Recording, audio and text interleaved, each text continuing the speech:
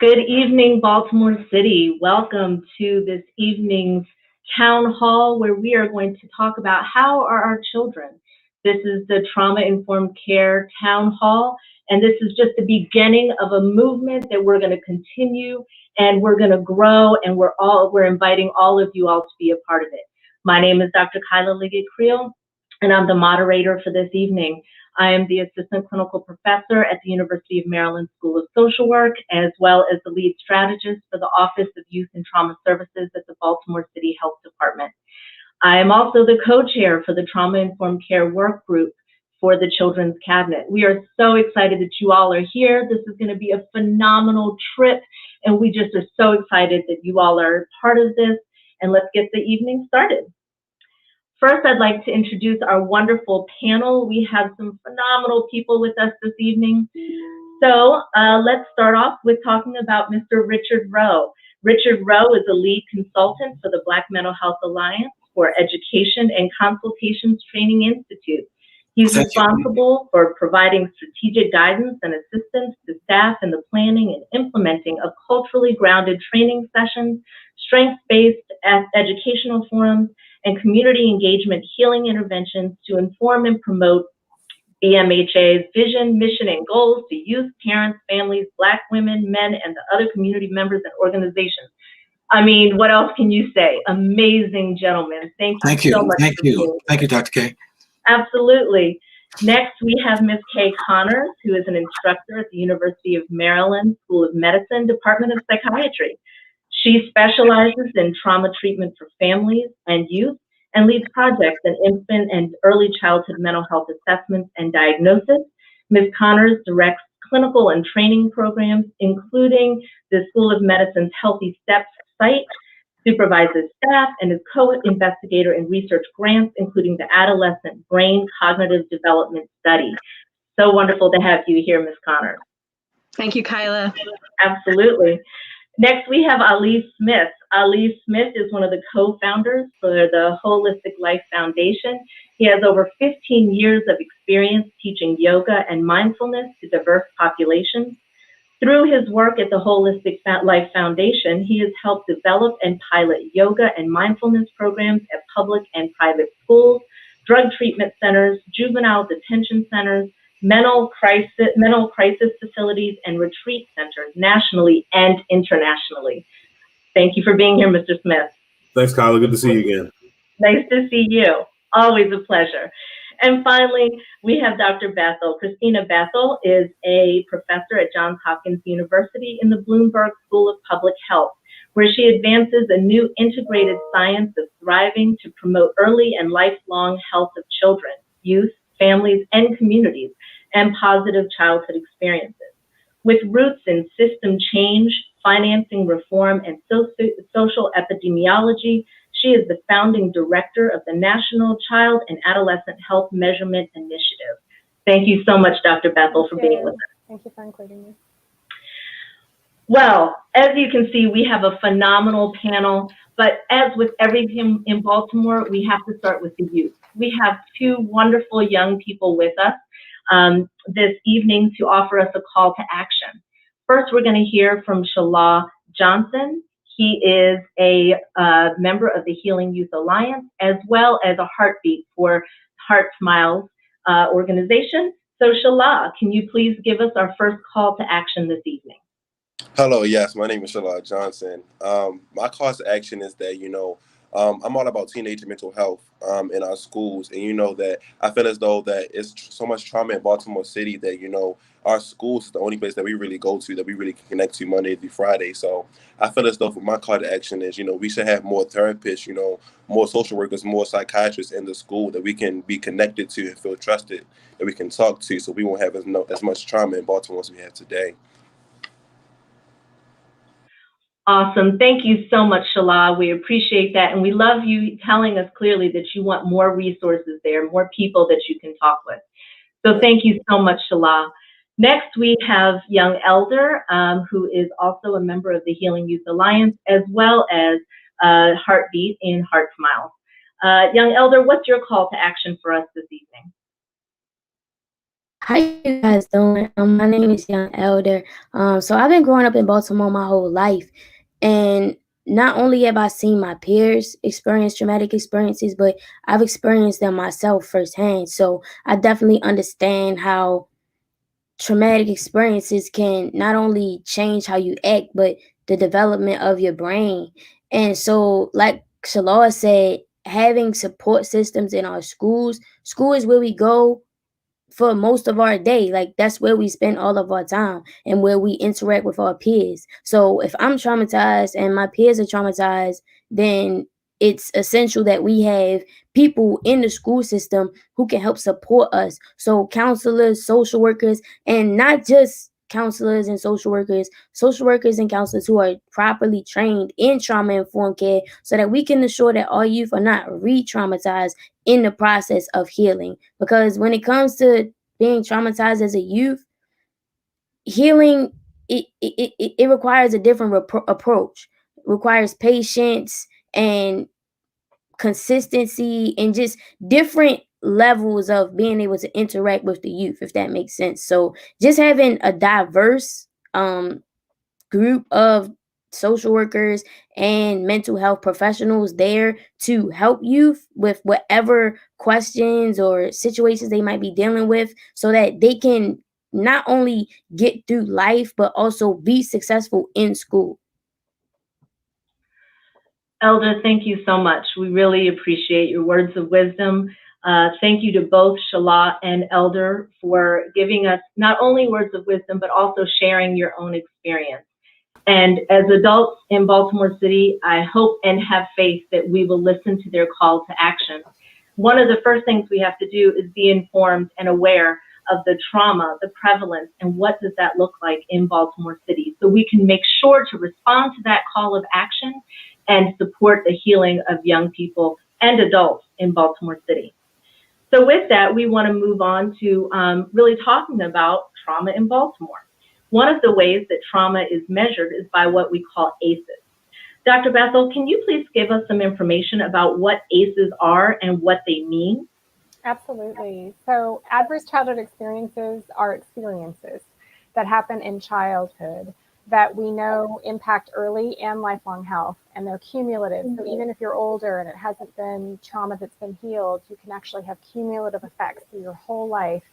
And ACEs in the classic study that first happened in the 90s included mostly physical, sexual abuse, and emotional abuse, as well as physical and emotional neglect, and then a series of household dysfunctions that we know really disrupt the safety and stability and nurturing qualities of relationships in the home.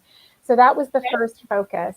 And thousands of studies have been done now to link those experiences on a cumulative basis to the experience of toxic stress and trauma, which impacts our neuroendocrine immune system, our whole biology, but most importantly, our sense of value and mattering and our identities and our sense of hope.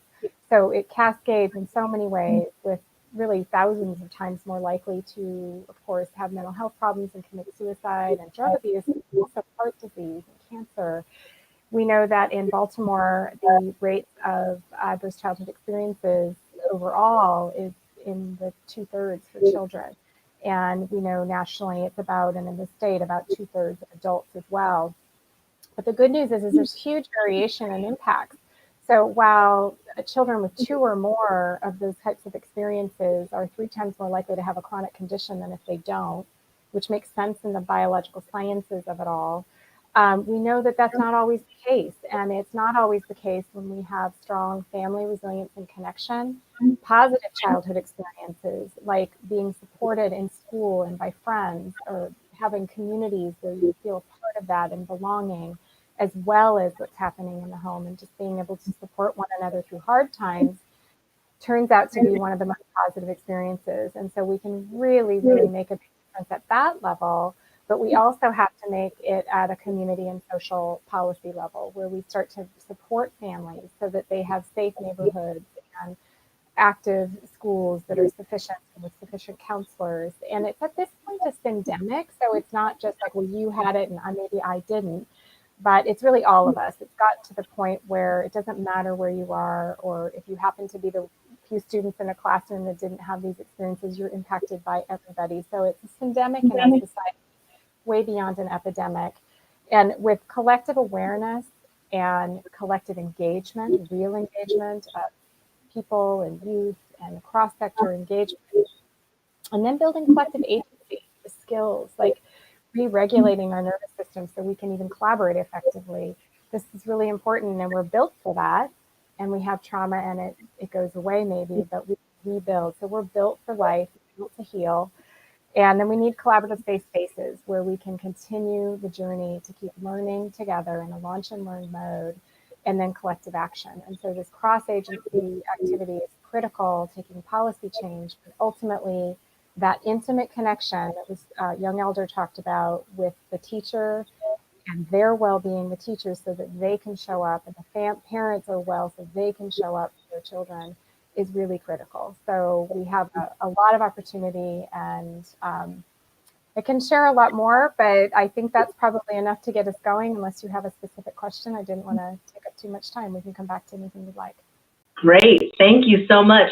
And so I loved your explanation, and what I'm taking from it is that ACEs are sort of a description of when hard things happen in childhood. So like you said, it could be family issues, it could be abuse, it could be trauma, but you've also brought into the conversation about protective factors that can be introduced. And so it doesn't mean that if you've experienced trauma as a child, you're going to die earlier. You're going to have. Absolutely. I mean, and I just like to say that health operates on a dual continuum. Some of the most resilient, flourishing people, unfortunately, they also have a lot of trauma. And so we have communities with a lot of resilience and assets and strengths that are actually in some ways thriving better than other communities that have similar adversity but don't have those strengths. And often it's those who've been through intergenerational trauma, collective trauma, that build those strengths. And when we have family resilience and connection and positive experiences, we basically see the rate of depression go from 12% to 50% without positive experiences at same levels of ACEs. So there's a lot of possibilities. But again, we have to deal with it at a social factor level and a social policy and public health level, not just focusing on the family, but everybody. Thank you so much, Dr. Bethell. And that ties us directly into Ms. Connors, because she's really spent her career building resilience with families, looking at policies. So Ms. Connors, can you talk a little bit about how you address ACEs clinically and also in the systems work that you do? Thank you, Kyla, and it's a real honor to be here tonight and to follow Christina and her amazing work. So just to unpack the word experience for a second, is that, if we think about it as 3 E's, events. So we learned that trauma-informed care is about talking about what happened, not what's wrong, right? So that is an event. So it's a challenging task, actually, because we have been taught and we teach our children that some things are unspeakable. But part of the healing process and the way to really bring resilience to the surface is not only providing a protective shield for children and families and communities, but it's also finding the courage to break through the stigma that Shala Johnson talked about early on, being able to recognize that mental health is part of health, and to break down what are the stigmas and what are the traumas that happened in the past, particularly to our community in Baltimore, where people might have been mistreated or not treated fully around mental health. So we have to tackle mental health at the same time we're taking on this resilient, healing, centered perspective. The other thing is thinking about what young elder taught us, which is it matters when things happen in your life. So for very young kids, if there are challenges around stressful or frightening events, we actually want to step in and take the opportunity to help families talk with their children about these really difficult topics.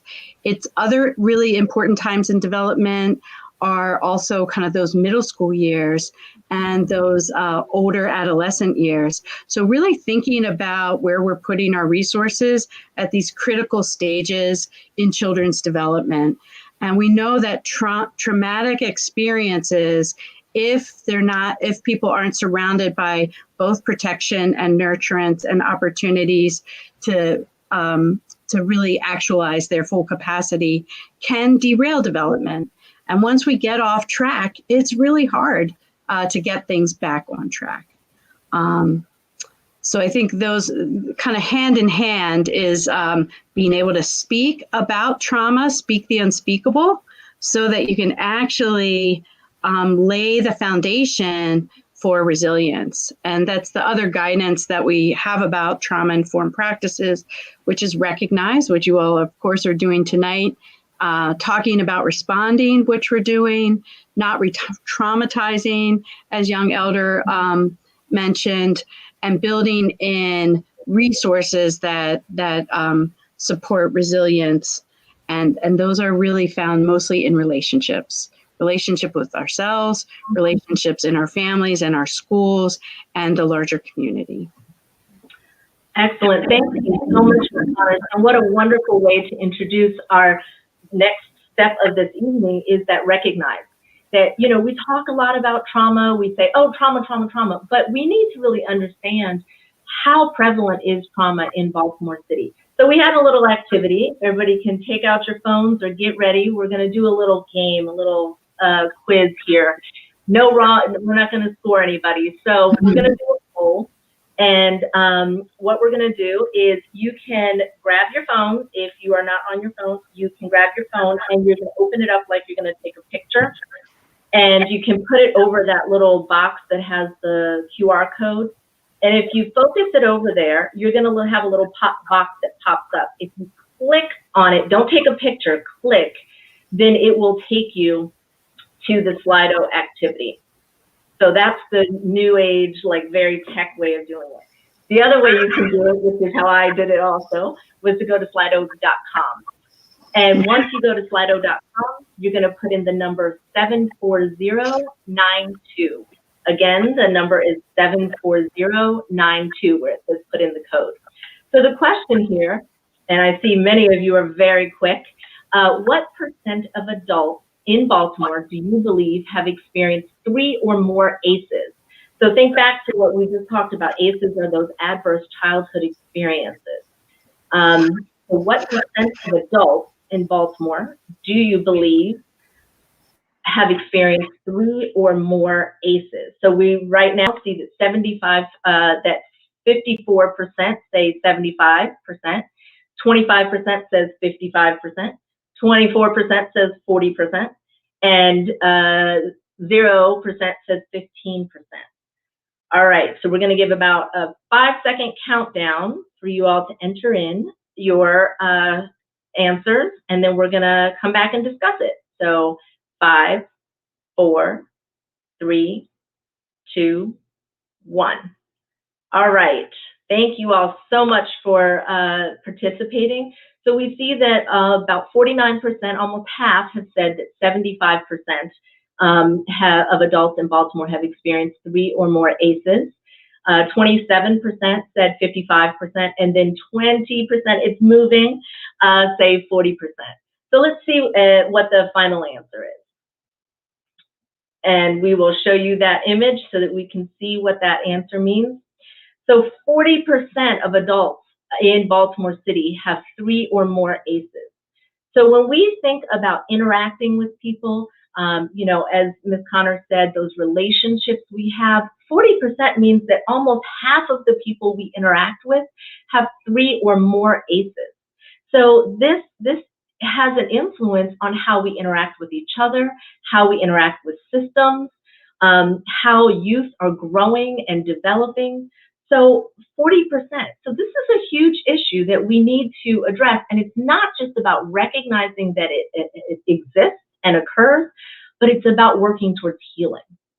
So let's have a little bit more discussion about, on a personal level, what does that actually mean to have 3 or more ACEs? Because I know I hear that and go, okay, I don't know, what does that mean? So let's go to more of our experts here. Mr. Ali Smith, can you tell us a little bit about what does it mean to a person's body and brain to have experienced 3 or more ACEs, and how does it impact executive functioning? Sure. So neurologically, there's a huge difference between a normal brain, and a traumatized brain. The traumatized brain doesn't have access to higher functions, and it's pretty much living in survival mode. The prefrontal cortex becomes hypoactive and inaccessible, and the amygdala becomes hyperactive. The amygdala is the part of the brain that triggers the fight or fright response, and it's usually too strong, and most of the time it's really disproportionate to the amount of danger that's actually present. The autonomic nervous system plays a role too. It's the sympathetic and parasympathetic side. And people who have been traumatized get caught in sympathetic dominance. The cortisol levels are really high and lead to ulcers. Adrenaline actually is what stimulates the amygdala, and then it also leads to increased blood pressure. Executive function is where that is located in the prefrontal cortex, so it's not accessible to people who have been highly traumatized. So that means increased impulsivity, decreased emotional control, decreased self-awareness. And a lot of those behavioral or anger issues that people see in other people aren't really those types of issues. They're actually trauma issues. The other thing that affects is the vagus nerve. The vagus nerve is like the communication between the mind and the body, the brain and the body. And it doesn't fire properly in people who've been traumatized. It also deals with threat perception. So people who have been highly traumatized see everything as a threat. Yeah, those are great points. And so when we see this happening in Baltimore, you know, I know in classrooms when I've worked in schools, you have kids who, you know, somebody steps on their shoe and all of a sudden it's a fight, right? Or somebody comes at them and they're ready to fight. So what you're saying is that that is part of that fight or flight reaction, that if you've experienced trauma, you may be quicker to jump to that fight stance versus sort of processing like, oh, maybe they're just running by me and not attacking. Is that right? Exactly. It's all there's no responding to things. It's all reacting to things in a very impulsive way. And then everything's seen as a threat. So something that may be an innocent bumping into somebody, like you said, stepping on somebody's foot, like any small mistake is seen as a threat. And then that fight or flight response happens. And then it's usually the fight. And we've also seen, and I know Ms. Connors can certainly speak to this with the little ones. We used to in Head Start say, we got a runner. And so you'd be in a classroom and you think everything's going great, and all of a sudden a kid jumps out of their seat and runs out of the classroom, sometimes out of the building, sometimes down the street. And so that's that flight reaction that you're talking about, that something gets triggered and they just run. Is that right? Correct. I mean, not to be all doom and gloom, there is hope for people. I mean, like you can heal your mind, like neurogenesis and neuroplasticity. Are two things that give people hope when they're dealing with trauma. You know, neurogenesis is like the brain's ability to produce new neurons. So your brain isn't like a static thing. Like every day you produce 700 new neurons. And then by the time you're around 50, like you have none of the ones that you were born with. So, and there's actually activities that you can do, like calming activities, eating healthy food, that increase neurogenesis. And then neuroplasticity is like the brain's ability to change its structure and function. And like you pretty much can rewire yourself depending on how you're spending your time thinking and your time acting. So, I mean, given the right tools and skills, people can heal themselves from trauma, heal their mind, and then start to heal their body. And that is so hopeful, because I know that sometimes when we hear, oh, this person has experienced trauma, that people sort of want to say, well, then this is it. Like, this is just the way it's going to be forever. But what I hear you saying is that people actually have the power within themselves to heal their brain, heal their bodies, and then heal their relationships. And that can be done in lots of different ways, some of which we'll talk about later. Is that right? Definitely. I mean, your brain's not static. Your brain does change. Your body's meant to heal itself, and your mind is meant to heal itself. It's all about empowering people with the tools to be able to do it. And I know that in schools especially, we see, and this is also true in foster care, I'm always surprised in foster care, the top 5 diagnoses are, you know, anxiety, oppositional defiance, depression, bipolar, and ADHD. But never do they talk about trauma, post-traumatic stress disorder. And so a lot of what you're describing sounds like the trauma symptoms that are then misdiagnosed sometimes. So instead of saying, oh, they're having difficulties with executive functioning due to trauma, they're just diagnosed with ADHD. Do you see that happening a lot, that kids are being misdiagnosed or diagnosed and the trauma isn't being addressed? We see it all the time. I mean, we've been working in schools for almost 20 years, and one thing we've noticed is that most of those things that people are classifying as attention problems or anger problems or behavior problems, when you look at the list of executive functions, most of them are listed up there, and kids that have gone through traumatic experiences don't have access to that part of their brain. So it's not even physically possible for them to actually do the things on the list of executive functions. So the way that they're acting has very little to do with behavior or anger or anything like that. It's all trauma issues. And certainly we see that with that statistic we talked about earlier, that, almost half of people in Baltimore have experienced 3 or more ACEs. So we're not just talking about one trauma, we're talking 3 or more. That a lot of people are struggling with these challenges. And, if we talk about the philosophy of Ubuntu, which hopefully Mr. Rowe will be talking about as the resident expert, the idea that we are all interconnected, right? I am because we are. That what you're describing is really a whole community that should be joining together in this healing process, including some of the work that you are doing at Holistic Life Foundation. Which takes us to the conversation with Mr. Rowe. Mr. Rowe, always a delight and honor to work with you, sir.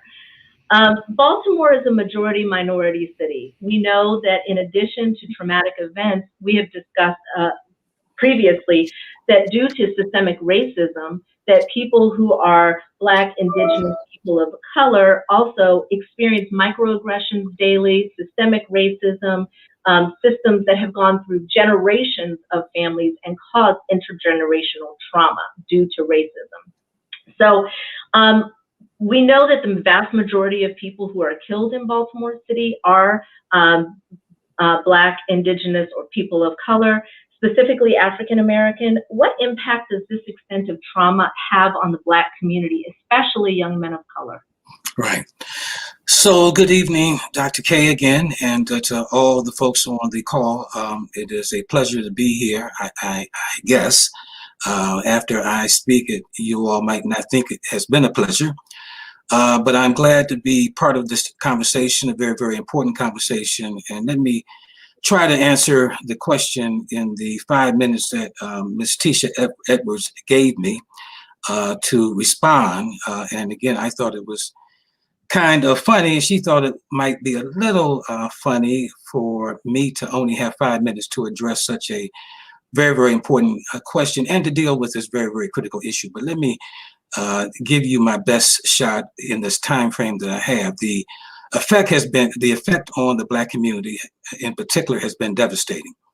I have sons who have told me to watch The Wire, The Corner, and the 12 O'Clock Boys. You all know the docudramas that basically portray the problems and issues, social, economic, psychological issues in Baltimore City proper.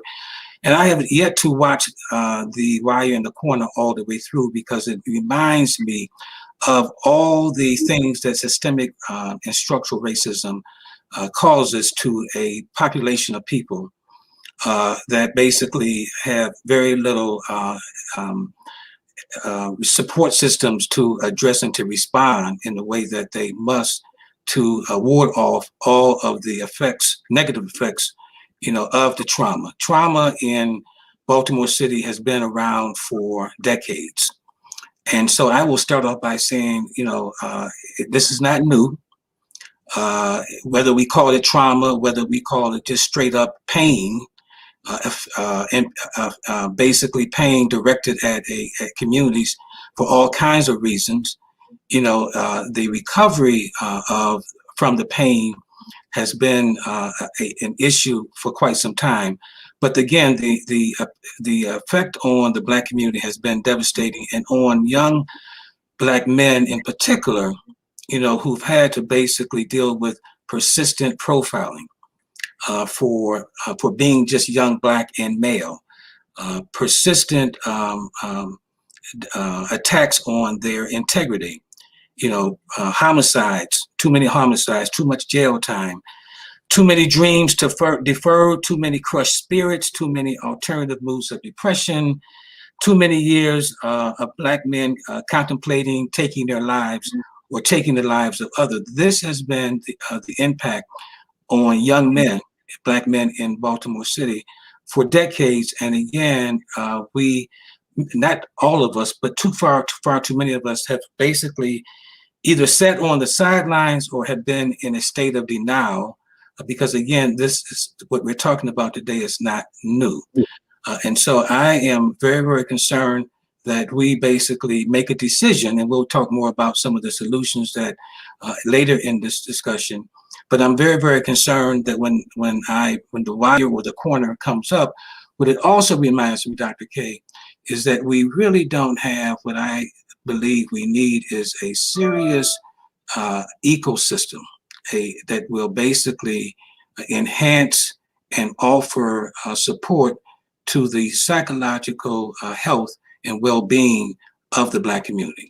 An ecosystem that serves to basically validate, respect, and bring attention to all the issues and problems that we talk about neurologically or biologically or sociologically, physiologically, all those issues that we have talked about up to this point. Keep in mind that when they did the ACEs study, and I think Dr. Bethell mentioned some of this, and Kay also mentioned some of the issues. That was a study that was done primarily on white, middle-class, college-educated folk. Dr. Ray, I think his last name is Dr. Wade in Philadelphia, expanded the ACEs study, which also took a look at violence. It looked at community indicators like violence, living in foster care, bullying, experiencing racism, discrimination, feeling unsafe, et cetera, et cetera. Those were critical indicators added to the the initial study. This was the expanded study. And these are all the other traumatic experiences that Black folks in Baltimore City have to experience for quite some time. I don't even necessarily think that we should call this post anything, because the trauma has been persistent. And so when you talk about post, it appears, when you talk about post, it comes across as if it's over, that we've gone through it or gotten through it. But in actuality, the trauma and the layers of trauma and the layers of dehumanization, the layers of criminalization, the layers of demonization have been persistent.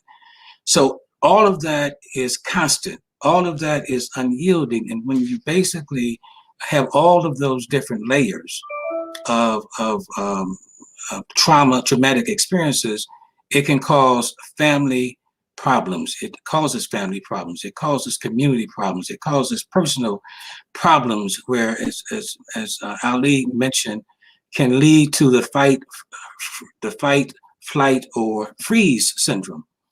And it doesn't allow for our young people to dream. It doesn't allow for our young people to fly. I'll add another F to that list of flight, fight, or a flee, or a freeze. And I will simply say we need to have young people understand that they can dream, that they can fly, that they can believe in themselves. And so all of those kinds of issues are at play here. So I would hope that we basically understand that it has affected, our sense of being.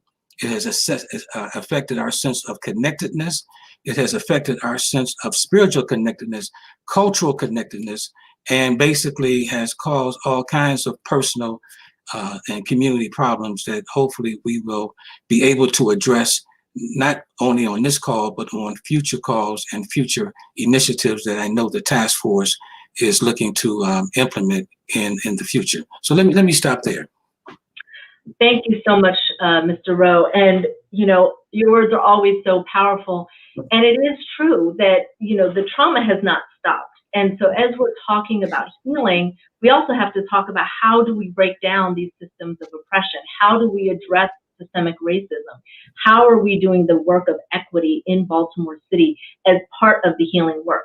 Because we cannot heal as a community if people are facing racism, discrimination, and oppression every day. You can't heal like that, because it's like waves coming at you every single day. Right.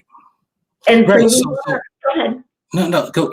So again, you're right. And so how do we address those, all those systemic issues again? But we have to acknowledge that they exist. And for a long time, we have basically, turned away from some of the systemic problems, structural problems that are at play 24/7, 365. And so we have to acknowledge that they exist, and then act like they exist in our response. And our response can't be to simply blame the victim, or not simply acknowledge that systems, school systems, Department of Social Service systems, criminal justice systems, all of these systems are at play, and they are part and parcel the reason why so much trauma exists in Baltimore City and cities across this country. Racism exists. We have to acknowledge that. For a long time, folks, because of certain political dynamics, thought that we were now moving into a colorblind society. We need to break all this down. We need to break down really the effects that trauma is having on specific demographics in Baltimore City, and be brave enough to say, Black boys or Black girls or Black men, we need to basically not run away from a serious breakdown of the numbers of folks that are impacted by the persistent trauma that continues to play out every day in Baltimore City. And I'll say a little bit more when I get to the solutions part in terms of another approach. Trauma is one approach. Trauma is an approach on the way. It's not the destination, but it's a part of the journey.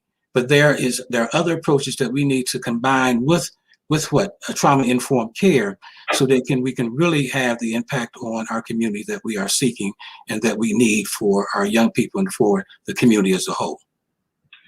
And that is a perfect transition, because the next thing that we're going to talk about is, you've done such a beautiful job. The whole panel has done a beautiful job of talking about the prevalence of trauma, about recognizing trauma, how to build resilience and protective factors when you're talking about trauma. But we're also hearing very clearly that people can heal. It's not that if you've experienced trauma, that's the end of the road. It's part of the journey, as Mr. Rowe said.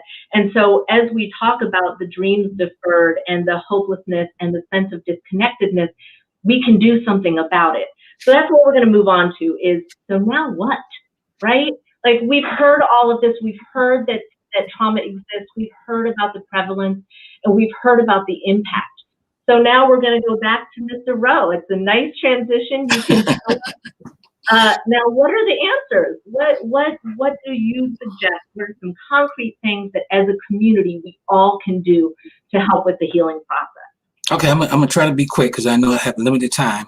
First, again, let's understand that trauma-informed care is a stop on the journey towards optimal psychological health and well-being and healing. It's not the destination. The destination has to include what I call healing-centered engagement. And healing-centered engagement is another approach that is explicitly political.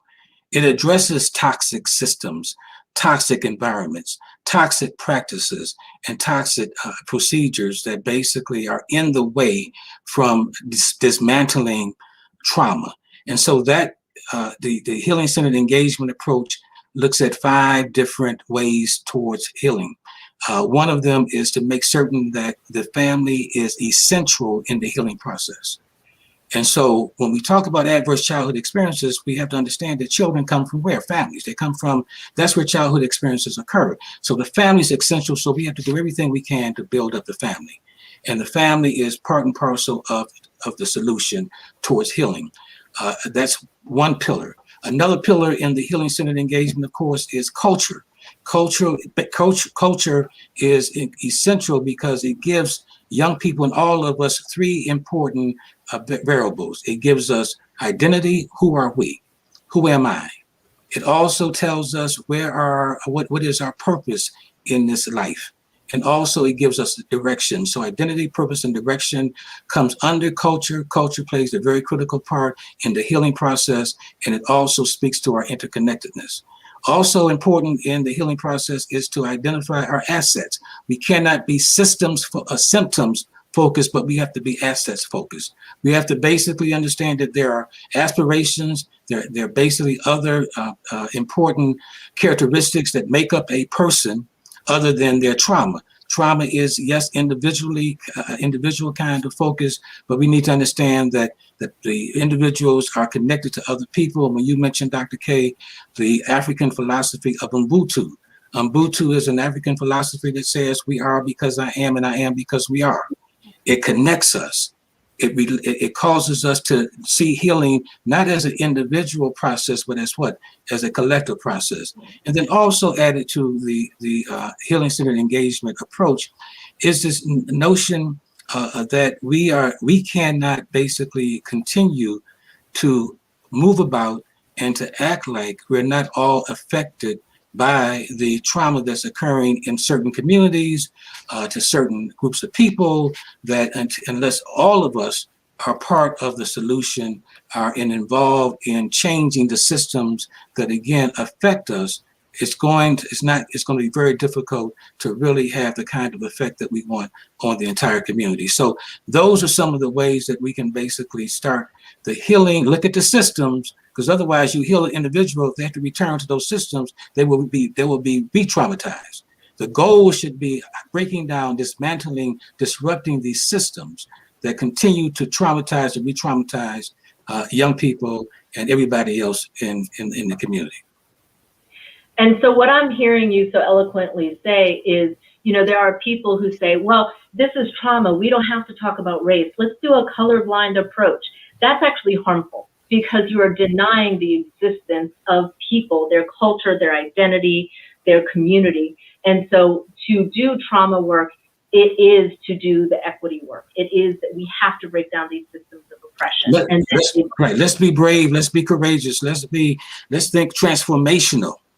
And let's not be afraid to really, look at these systems, look at structural racism, look at white supremacy, however you define it. Let's look at all of those basically forces that continue to impede progress as it relates. Because again, we have seen in Baltimore so often promising starts. And I give Councilperson Zeke Cohen much credit for his task force and for the work that he has done to bring us to this point. But again, this is not the destination. And if we believe, again, that the systems that are in place in Baltimore have been racist for a long, long time and have caused serious injury, serious harm, and deaths to so many Black and brown people in this town, let's acknowledge that. And let's decide once and for all that we're going to move together and move, as Dr. King would remind us, with the urgency of now, and basically evidence what we're doing annually. A solution to healing is to evidence what we're doing. Last thing I'll say, and I know I don't have any more time. The last thing I say, let's decide what should a trauma-informed care city look like 5 to 10 years from now. Let's define that. And when I was taking architectural design in high school, we had to do renderings of the houses that we designed. Let's do a psychological rendering of what a trauma-informed care, healing center engagement city looks like for young people, for older people, for everybody in the city, so that we know what the destination really looks like. And I think if we basically put that in place within the framework of collective healing, I think we'll be on our way to really moving this city to a place where we will all be able to live safely and to live harmoniously in years to come. Excellent. Thank you so much, Mr. Rowe. As always, words of wisdom.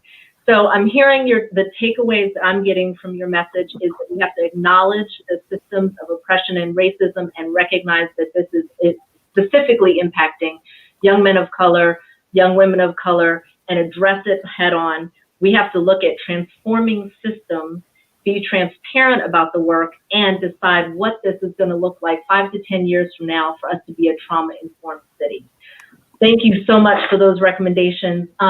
Great summation, by the way. Great summation of my points. Thank you so much. When a professor speaks, I take notes. So, Mr. Smith, I'd love to hear from you about what are your concrete specific recommendations about what as a community we can do to move forward in the practice of healing. Yeah, so I think a lot of that has to do with giving kids, adults, anyone who's been traumatized tools A lot of times, most of the people have been traumatized. Their body isn't a safe space for them. So that's the first thing you have to do. Practices like yoga have been proven to do that. Proprioceptive input is the body's ability to receive input through the skin, the joints, the muscles, and send that to the brain. Plays a huge role in self-regulation. And people who have been traumatized, that message being sent from their body to their brain is fear a lot of the times. So, when you do practice like yoga, it puts you in the present moment so that you feel safe and you're not being caught in that traumatic event and that fear is being sent to your brain. There's a lot of other things you can do with the practice. A lot of people want to do physical adjustments, but that a lot of people who have been traumatized, the power's been taken away from them. So they need to be able to freely kind of express themselves in the poses. One of the things that we do is, again, with that power being taken away, is we empower the people that we're working with a reciprocal teaching model by bringing them to the front of the classroom to help us teach. Treating people and coming from a place of love and helping people connect to themselves are two huge ways to help people make their bodies a safe space. And after you start working with the body, then you can start working with the mind. I know a lot of what we do, a lot of people want to do mindfulness meditation and put people in silence, but that usually allows the trauma to come up. What we do is a lot of guided meditations and guided imagery where it's you get stillness, but it's a full stillness and not a vacuum of stillness, where people can understand what inner peace starts to become. And then another thing we work with people doing is developing their inner resources. If you can give a person, first help them make their body a safe space, but then also show them how to find inner peace, that's something that no one can ever take away from them. Like inner peace, if you know how to get there, no matter how chaotic the world is around you, whether it's in your home, whether it's in your neighborhood, whether it's in just the world in general, if you can find that place of inner peace, it's something you can always go back to, and you can always work from that place and move outward from there. And what a wonderful gift that is to help people who somebody has taken their power away, to have them recognize their power and that they are able to heal themselves and give them those tools, as you said, to create a sense of safety in their own bodies again. And I'm so grateful that Holistic Life does that every single day all over the city. Thank you so much. Dr. Bethell, can you talk about some recommendations for what we can do to move forward in the healing of Baltimore City? Well, absolutely. And the first thing I want to do is really say that I support completely what Dr. Rowe and Ali have said, and that we have a platform called We Are the Medicine, which is really a healing-centered, engagement-based, trauma-informed approach that directs our attention to flipping the narrative from toxic stress to relational health and relational healing. So relational wounding requires relational healing, and how we spend money, how we organize programs, how we do capacity building has to center on the capacity to be present and authentically present with people, which is a skill of our bodies and nervous system, Ali will tell you, that we largely lack. We have a lot of transactional kinds of care, transactional kinds of things. And if we are looking for a transactional solution, we will re-traumatize. So part of our work is really to build on everything said here, but translate it down into literal things like diagnoses. So it's really not post-traumatic stress disorder, it's developmental trauma disorder. It's not a lot of these things to happen before children even have memory. And so it's a totally different way to think about how we code and pay for and hold ourselves accountable. If we have two agencies that should work together, but they're held accountable for different things, they're not going to be able to work together, or maybe they can't share their money the way that the community thinks they should. So these very grounded, concrete policy program changes to enable the way of it that we've been talking about is really what I would say. And to start with what I call finding the jewel, that underneath every trauma is the right and true longing for what we know should be. So we want peace, we want healing, we want connection, we want to be fully expressed, bring ourselves forward into life. But these things happen and they cover that up, and that creates pain. But if we keep remembering the possibilities that we're born with, so when we're in pain, it's because we know something went wrong. And if we keep remembering that possibility, we can really help our youth and our families. And we really have to have all of our sectors together and policymakers transforming themselves. So it's like for the teachers and the policymakers to go the distance on their own self-transformation, I think is critical at this time. I'm going to leave it at there so I don't take too much time. Excellent. Thank you so much. And I love your point of, systems have to work better together, and they have to work in a different way, and it's actually the way people in the community want. And so that's where the power of people comes to the surface, that saying to systems, that old way is done. We need something different, and that's that transformation that we're talking about. Thank you so much, Dr. Bethell. Ms. Connors, what are your thoughts? What are your suggestions? Well, I love the opportunity to build on Dr. Rowe's trauma-informed, resilient, racially just framework. And I think the solutions are endless. You know, they're as creative as our community is. I guess starting with the work of white folks like me, you know, I think our work is to get into courageous conversations that lead to courageous collaborations, and really taking a look at power and how that shows up in our institutions and how we write grants and how we apply for grants and all kinds of, you know, I think really heavy and urgent work that we have to do. On the intervention side, I just couldn't be more excited about some of the things that are happening and can happen. And I'll just give a couple examples as I was thinking, you know, that what came to mind when folks were talking. We have a Healthy Steps site on our campus. We have 2. So that's a way where you can do this work with moms and dads and their babies. You can really have a chance to talk with parents and actually prevent ACEs. Parents that might have those 3 ACEs that came up in the poll, you can talk to them about what can we do together so that your child has 0 ACEs. You know, how can we move that forward? So that's one place, is working with primary care at the earliest years to set that brain-body system on the path to health, as Ali Smith was talking about. Another thing that I heard a lot of talk about schools, and there are some wonderful resources through the National Child Traumatic Stress Network about trauma-informed schools as places for healing and growth. And just an example, I heard folks talking about, you know, well, we, instead of diagnosing traumatic stress, we diagnose ADHD, and then we set a learning plan, an individualized learning plan, or a 501, or, you know, whatever the terms are for that. We can, and California has done this, they actually set their education plans on recognizing and diagnosing traumatic stress. So there are 504 plans for traumatic stress. So we have to be brave and call out the thing so that we can actually get the resources that are directly for trauma. So if we don't call it trauma, I know there's stigma and concern around that, but I think the beautiful way it's been framed tonight, it can be the way we can move forward, call it out, and then get the actual resources in to address traumatic stress and maybe even prevent it. The last project I'm really excited about, and hopefully we can connect with you all about this, is training the elders in our community. So using the wisdom of the elders in West Baltimore to go out and become ACE trainers. So they're the folks that are training their community, first responders like our faith-based leaders, the grandmom that watches everybody on the block, the child care, the person that has an in-home child care program. They're really using their wisdom to get the message out to. Awesome. Thank you so much, Ms. Connors. Those are wonderful programs to lift up. And I especially love the engagement in community. So often there's, you know, big systems that are coming into community with this sort of like, we're here to fix, and that's not the answer. The answers are in the community. And so the ability to partner with, engage with, support community, that's where the healing is going to work. That's where the work is being done.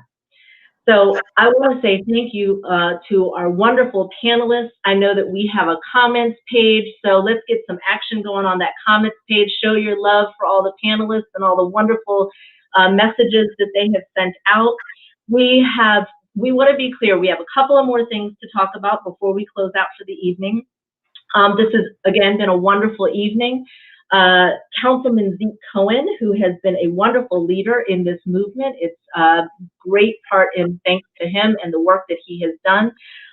We actually have a treat. We have a video from Councilman Cohen, and so we will play that while everybody is putting the comments how wonderful this panel group has been this evening. So we can play that video. This is Councilman Zeke Cohen, and it is an honor to be with you at this town hall today. I am so thrilled about the work that the Mayor's Office of Children and Family Success and the Children's Cabinet has been doing around trauma-informed care. This town hall is so critically important as we move our city in a direction that we've never been before. Throughout too much of Baltimore's history, we've sought to criminalize behaviors that we didn't like. Today, we stand on the precipice of a totally new approach where we prioritize the health and healing of our communities. The work that you all have been doing, particularly the work that's been led by young people, has helped to shape and form the way we as the City Council, the way the Mayor's Office thinks about this move forward. We enacted the Elijah Cummings Healing City Act, which makes Baltimore the first city in America to legislate trauma-informed care because students told us that we needed to after a school shooting. Similarly, today, this town hall is about what we can collectively do together to reduce the trauma in our city. So again, thank you for the work that you're doing. Thank you for the collective impact and being a part of this movement for healing in Baltimore. And it is an honor to be with you here today. Thank you so much, Councilman Cohen. Again, the work that he has done, that the Healing City group has done, is just beyond incredible. And as he mentioned, Baltimore City is the first city to have an act that looks like that. And that starts us on a great road because just so y'all know, we are going to be the example for the country and internationally. We know it's on its way. So let's be clear. Tonight is not the end of the road. Tonight is the beginning of the work, right? The foundation has been laid. We've gotten to the point where the Healing City Act was passed. We have so much work ahead of us. So what does that work look like? So first of all, yesterday we had the swearing in of the Trauma Task Force. That happened yesterday. Our own young elder who is here today is one of the representatives on there. Also, the Trauma Informed Work Task Force, the work group, we have two primary results we're working on. So we're going to let you know what those results are now so that you all can join in on the work. So the first one is the youth of the Healing Youth Alliance are going to create a media campaign citywide to talk about trauma, healing, and mental health.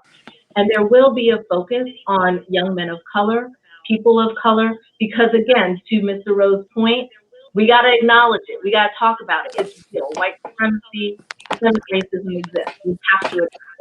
So the youth are going to be creating a media campaign. And the second thing is we're going to be working on creating a system of healing, prevention, and intervention policies and practices for that system transformation that Mr. Rowe spoke about. We also, the next town hall is coming up. This one is going to be focused on literacy. And don't leave, y'all, because young elder is about to take us out. She is going to do something awesome. But we want to let you know the next town hall is coming up. It is the Youth Literacy Town Hall, and that is on Wednesday, March 24th from 6 to 7 p.m. To register for that event, you can go to www.bemorechildren.com. They're going to have a phenomenal discussion. I have no doubts about it.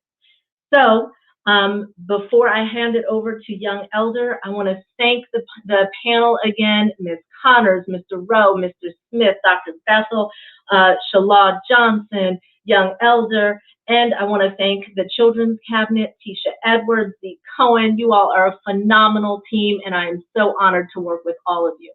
So I'm now going to pass the microphone, as it is, to Young Elder for her to drop some wisdom with us one more time, and you all have a wonderful evening. Go ahead, Young Elder. Can you guys hear me? Yep. Okay, great.